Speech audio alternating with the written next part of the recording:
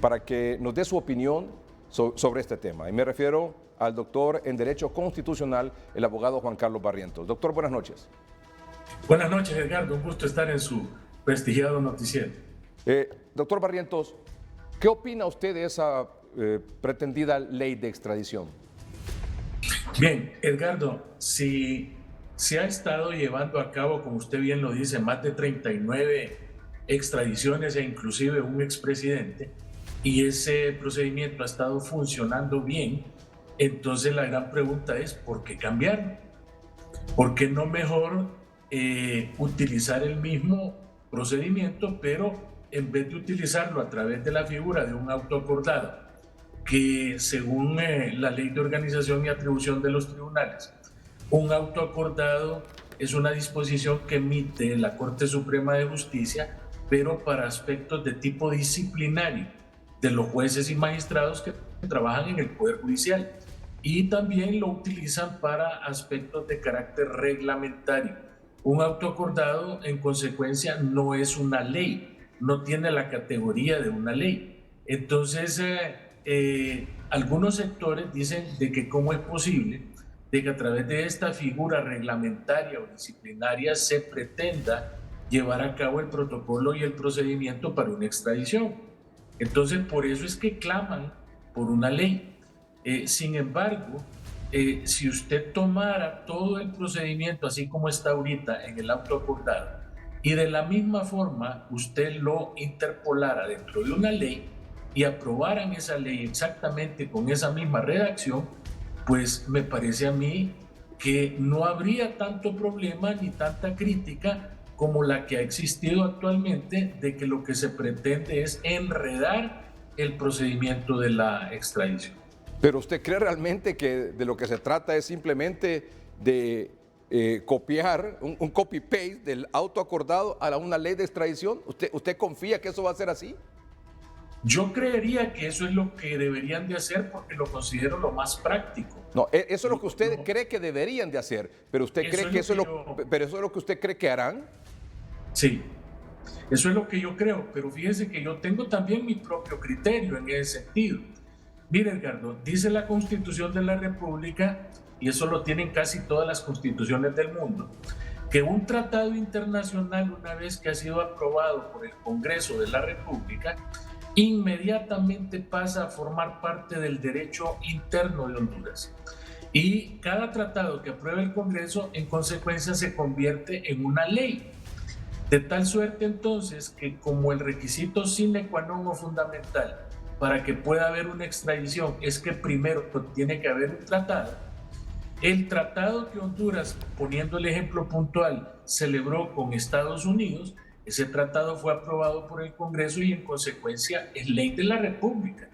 De tal suerte entonces que si el tratado es ley y el tratado regula temas de extradición, en ese sentido, ¿para qué queremos entonces una ley si ya tenemos la ley del tratado? Y por el otro lado, Edgar, resulta un tanto incongruente de que nosotros desconozcamos la existencia legal de un tratado y que desconozcamos que ya constituye ley de la República cuando claramente está establecido en la Constitución, desde la Constitución de 1958, lo repite la del 65, y está también desde que se redactó por la Constituyente en la actual Constitución que data de 1982. De tal suerte entonces que el tema de la extradición, Edgardo, debería de ser un tema meramente administrativo, donde aquí lo han querido convertir en un juicio. Aquí no debería de tratar de determinarse si la persona es culpable o no del delito que se le imputa. Eso tendrá que ir a probarlo la persona allá, al lugar donde lo están pidiendo en extradición. Allá él tendrá que contratar a sus abogados para que allá lo defiendan y de la sentencia que resulte se establecerá la culpabilidad o la inocencia de la persona. Pero aquí no tienen por qué andar con medios de prueba y con una serie de situaciones que prácticamente son como una especie de juicio. Fíjese, Ricardo, que inclusive tienen una corte de apelación natural compuesta por 3 magistrados de la misma Corte Suprema para si acaso el extraditado no está conforme con la resolución que ordena su extradición, que la pueda apelar. Es decir, lo han convertido como en un procedimiento judicial cuando, repito, ese debería de ser un procedimiento eminentemente administrativo, donde viene el gobierno de Estados Unidos, por ejemplo, y le pide a través de la corte respectiva al Departamento de Estado de los Estados Unidos que se comunique a su vez con la Cancillería hondureña. La Cancillería hondureña únicamente recepciona la solicitud y se la manda a la Corte Suprema. La Corte Suprema inmediatamente ordena la captura de la persona y después lo llevan a un par de audiencias donde terminan siempre determinando que es procedente la extradición. Entonces, eso es un trámite, repito, que debería de ser de tipo administrativo más que de tipo judicial. Lo que pasa, Edgardo, es que el artículo 313 de la Constitución, dentro de las atribuciones de la Corte Suprema, le da precisamente la atribución de conocer de las causas de extradición. Pero dice en la Constitución, conocer de las causas de extradición conforme al derecho internacional, ¿verdad? De tal suerte entonces que si los tratados son los instrumentos idóneos y adecuados y concretos en materia de derecho internacional público, y nosotros ya tenemos un tratado, y el tratado es ley de la República, siento que estamos siendo redundantes en el tema y que alguna agenda oculta hay, Edgardo, porque yo he indagado en la Facultad de Derecho y ni los profesores del claustro, ni el señor decano de la facultad, ni el coordinador de posgrados de la facultad tuvieron absolutamente ningún conocimiento, mucho menos el rector, que emitió un comunicado separándose de un anteproyecto que preparó la maestría de Derecho Penal y encabezada por el doctor Odir Fernández. Nadie de la universidad ni de la Facultad de Derecho aprueban ni están en conocimiento de eso. Eso fue un acto eminentemente unilateral que dentro del esquema nuestro de que vivimos dentro de la cultura de la sospecha, aquí nadie se pone a hacer ese tipo de cosas si no es porque hay algún motivo o algo que realmente haya motivado el haber hecho eso. La agenda oculta podría ser alguna intención de entrampar, empantanar, dificultar, complicar este proceso de extradición. Fíjense que en el anteproyecto se habla de causas por las cuales no podría proceder la extradición. Y significativamente ahí me llamó la atención una que dice de que si las personas pedidas en extradición están, por ejemplo, amparadas en un decreto de amnistía, entonces no podrán ser extraditadas. Entonces ya desde ahí yo veo de que de repente hay como una agenda oculta y que en determinado momento lo que pretenden es entrampar el tema de la extradición, pero aparentemente como que no ha tenido eco el tema, porque muchos diputados dicen que ni tan siquiera ha sido objeto de tratamiento dentro de las diferentes bancadas y que muchos han inclusive manifestado que no estarían dispuestos a apoyar una ley en este sentido. ¿Esto sería con mayoría simple, doctor? ¿Aprobaron esta ley? Bueno, esta ley sería con mayoría simple, con 65 diputados, o con la ley orgánica del Poder Legislativo dice que con 65 se establece el quórum inicial. Pero ya una vez abierta la sesión con el quórum inicial, las leyes se aprueban con la mayoría de los diputados presentes, Edgar. De tal suerte que una sesión empieza con 65. Pero si en medio de la sesión se van a platicar, se van al baño, se van a tomar un café o simplemente se van de la sesión y solo quedan 30, pues entonces con 16 se puede aprobar una ley. Quiero enriquecer un poco también con algunas otras opiniones y algunas informaciones que han surgido, por ejemplo esta del mismo Poder Judicial, de la Corte Suprema de Justicia, que emitió esta semana un comunicado que dice lo siguiente y sobre el cual yo quiero también la interpretación del doctor Barrientos. Dice, por ejemplo, que la Corte Suprema de Justicia continuará tramitando los procesos de extradición de conformidad con la normativa vigente a la fecha, sin dilación y con responsabilidad. Que la Corte Suprema de Justicia continuará con los trámites de los procesos de extradición de conformidad con la normativa vigente a la fecha. El día 28 de febrero del año en curso, el Pleno de Magistrados se realizó la redistribución de 32 solicitudes de extradición que han quedado pendientes de la administración anterior, mismas que a la fecha cuentan ya con la designación del respectivo juez natural de primera instancia. La Corte Suprema de Justicia está consciente que la lucha contra la criminalidad organizada requiere de cooperación con los demás estados para dar una respuesta integral y efectiva. En ese sentido, afirmamos nuestro compromiso de cumplir con los procedimientos legalmente establecidos y que han servido como marco de actuación. Como máximo tribunal de justicia, hemos acogido con responsabilidad ciudadana la expectativa y la demanda del pueblo hondureño en la verdadera impartición de justicia. Y en el tema específico de la extradición, continuaremos aplicando sin dilación y con responsabilidad la normativa vigente en esta materia. ¿Algún comentario, doctor Barrientos? Bien, en primer lugar, de que me parece que es redundante, porque si el auto acordado no ha sido derogado ni ha sido objeto de modificaciones, es lógico suponer de que cualquier extradición que se plantee en estos momentos tendrá que hacerse con el respectivo auto acordado. Sí. Además, es de público conocimiento que el Congreso no ha recibido absolutamente ninguna moción de ningún diputado o de alguien que tenga iniciativa de ley dentro de la Corte Suprema de Justicia, que tiene iniciativa de ley para estos temas, y por lo tanto, lógico es suponer de que con el auto acordado van a tener que seguir trabajando. Y lo que sí me llama la atención es que reconocen que esa normativa ha dado muy buen resultado en el pasado y que es la que van a seguir utilizando para las extradiciones que están pendientes. El ministro de la Secretaría de Transparencia y Lucha contra la Corrupción, el doctor Edmundo Orellana, decía esto el domingo anterior en 30:30. En el Congreso Nacional hay todavía diputados que están expuestos a ser extraditados.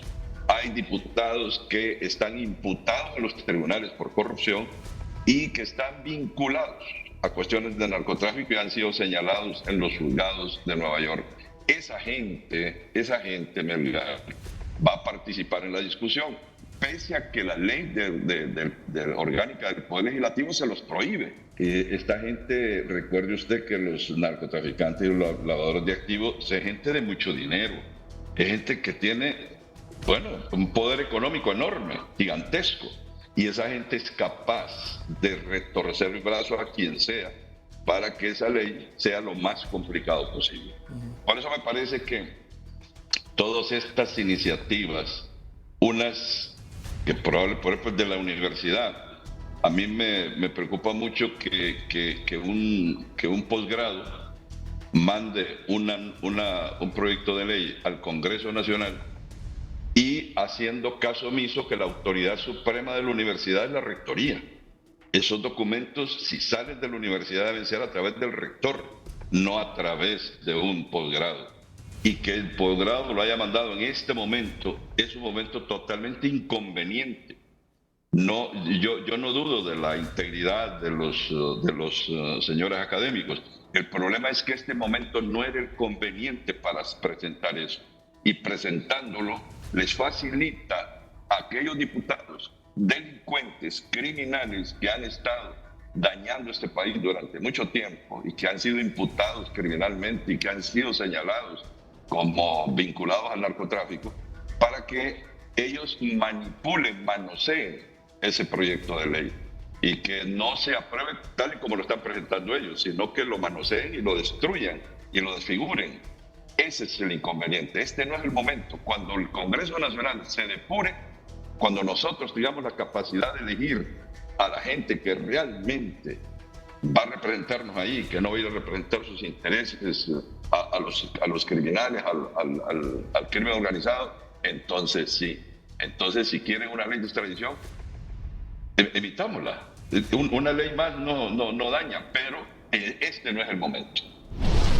Dice el doctor Orellana que hay diputados delincuentes, criminales, expuestos a ser extraditados, acusados de corrupción en los tribunales de justicia y señalados por narcotráfico, que son los que estarían involucrados en un proceso de una eventual discusión y aprobación de una ley de extradición. Doctor Barrientos. Bueno, recordemos que usted solamente puede extraditar hondureños por temas de narcotráfico, por terrorismo y por criminalidad organizada. No incluye ningún estado el tema de la corrupción. El tema de la corrupción es algo interno, es algo para los tribunales de la República hondureños. A los norteamericanos no les interesa extraditar a un corrupto a Estados Unidos porque, repito, el tema primario de ellos es terrorismo, narcotráfico y criminalidad organizada. Por eso fue que ellos motivaron cuando estaba el Partido Nacional en el poder la reforma del artículo 102 para poder extraditar hondureños por estos temas, porque antes no se podía extraditar a ciudadanos hondureños. Esto no fue más que una motivación del Departamento de Estado de los Estados Unidos para tratar de castigar el flagelo del narcotráfico y del terrorismo. Ahora, yo no puedo opinar en cuanto a que hay diputados narcotraficantes o que cometan cualquier otro tipo de criminalidad organizada, porque me parece a mí que es muy aventurado, Edgardo, poder emitir ese tipo de criterios. Yo soy un firme creyente de que la presunción de inocencia es un derecho constitucional y mientras usted no venza en un juicio a una persona, usted no puede más que presumir la inocencia de ella, y mal haría cualquier persona en imputar crímenes o delitos a personas sin haber sido juzgadas o sin haber sido comprobado fehacientemente esto. Usted decía que le parece que hay una agenda oculta cuando la maestría de Derecho Penal de la universidad envió una propuesta de ley de extradición al Congreso Nacional o hizo una propuesta públicamente. El coordinador de la maestría de Derecho Penal es el abogado Odir Fernández. Incluso hasta le dijeron que era un mandadero del Partido de Libertad y Refundación. Él habló sobre este tema. Nosotros hemos presentado un documento académico que puede ser valorado, descartado, modificado, rechazado, lo que sea desde el Congreso Nacional, porque quienes aprueban la ley son los diputados del Congreso Nacional en 3 debates, o sea, en diferentes discusiones. No es que porque mandamos un documento mañana lo van a aprobar, pero han querido generar una suspicacia, pero llevarlo más al ámbito político. Y en ese sentido nosotros no podemos participar porque somos estrictamente académicos. ¿Qué contesta a la suspicacia de la ex-rectora Julieta Castellanos? Mire, yo la verdad que respeto las posiciones, la verdad que la única evidencia es cuando las personas no saben. Entiendo, ella únicamente es una socióloga, no es abogada, desconoce completamente de normativas. Creo que quiere salir del anonimato. Han señalado que usted se ha prestado y que es un mandadero. ¿Lo ha escuchado? Yo la verdad que muy poca atención he puesto porque entiendo los mensajes de dónde vienen estrictamente. Es un trabajo académico que yo reto a cualquier persona que lo discutamos, pero desde una perspectiva académica y no política. Yo invito a quien ha mencionado de que yo puedo ser un mandadero que me rebata, pero científicamente y jurídicamente cuáles son las trabas y podemos darle respuestas, porque incluso he escuchado a algunos políticos que dicen que con esa propuesta se limita la extradición porque el artículo 5, inciso tal. Mire, hemos amparado completamente en ley. Es mentira completamente de que se limita la extradición. Al contrario, la empujamos mucho más rápido y lo elevamos a rango de ley, porque un auto acordado no tiene el mismo rango de lo que tiene una ley. Pero usted ¿alguna opinión sobre esto, doctor? Yo lo único que comparto de las declaraciones del doctor Fernández es que un auto acordado no tiene el mismo rango de una ley, obviamente. Pero yo siempre, Edgardo, he pensado de que si aquí hay problemas penales más importantes e ingentes, como por ejemplo reformar el Código Penal, que muchas veces se le ha dicho el Código Penal de la impunidad, porque yo no he visto una propuesta de esa maestría en algo mucho más importante y que compete a los 9 millones de hondureños y no solamente a un grupúsculo de personas que puedan ser el día de mañana objeto de una extradición? ¿Qué es más importante para el estudio académico? Temas puntuales como el Código Penal, temas como el Código Procesal Penal o temas como la Ley de Lavado de Activos, que ahorita permite que perfectamente las personas puedan salir en libertad a pesar de que el Ministerio Público las acusa de lavado de activos, o la ilegal e inconstitucional Ley de Privación de Bienes, donde la propia Corte Interamericana de Derechos Humanos ha dicho que cómo es posible que le quiten y aseguren bienes a una persona que no ha sido declarada culpable por un tribunal, y que después, cuando la gente la declaran inocente y van a pedir a la OAVI que le devuelvan los bienes, resulta que los bienes han desaparecido, los han vendido, se los han robado, y sobre esas cosas no se pronuncia la maestría de Derecho Penal. Porque, como dice Edmundo Orellana, coincidentemente en este momento, que no viene al caso y que no es algo importante para el país, se ponen a gastar el tiempo en una ley de extradición que solamente beneficia a un pequeño grupo de personas que pueden estar involucrados únicamente en temas de narcotráfico y terrorismo. En eso gastan el tiempo en esa academia. ¿Por qué se pasaron por alto que el rector de la universidad es el que tiene que representar al alma mater?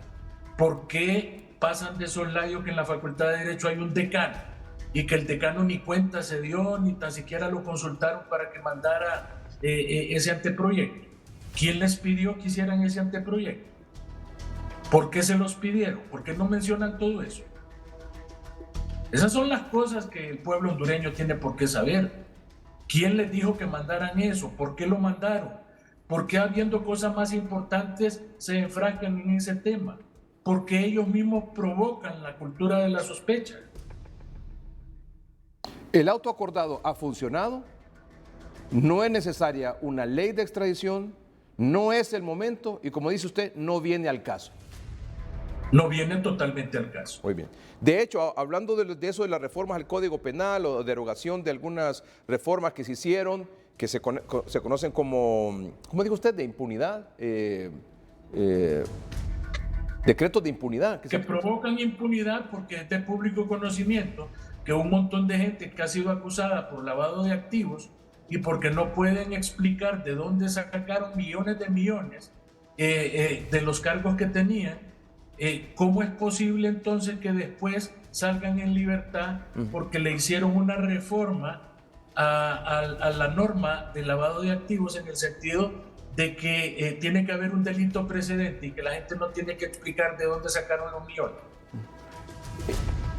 Entonces, ¿qué ha provocado eso? Que un montón de gente que le detectaron que tenía 400, 500, 600 millones de lempiras y que únicamente habían trabajado, por ejemplo, en la policía, de repente salen libres. Salen libres porque la normativa no permite que se les pueda condenar a una pena. O reformas al Código Penal que le han denominado como Código de la Impunidad. Que, por cierto, el doctor Edmundo Orellana dijo el domingo en 3030 que derogar esas leyes es parte de las condiciones que establecen Naciones Unidas para que llegue la CICI aquí al país. Por cierto, ¿cree usted que llegará la CICI? Pues yo creo que mientras no deroguen el Código Penal, mientras no deroguen una serie de decretos que son proclives para la impunidad y para la corrupción, y mientras no deroguen la amnistía amplia e incondicional que de manera ilegal el Congreso aprobó, yo difícilmente creo que la CICI pueda venir. Además de que mientras no haya una garantía de que pueden compartir con el Ministerio Público el poder presentar de manera independiente requerimientos fiscales y que el monopolio de la acción penal no solamente la tenga el Ministerio Público, yo creo que difícilmente van a poder venir, por lo menos en los próximos 2 años. Doctor, muchas gracias por acompañarnos esta noche, muy amable.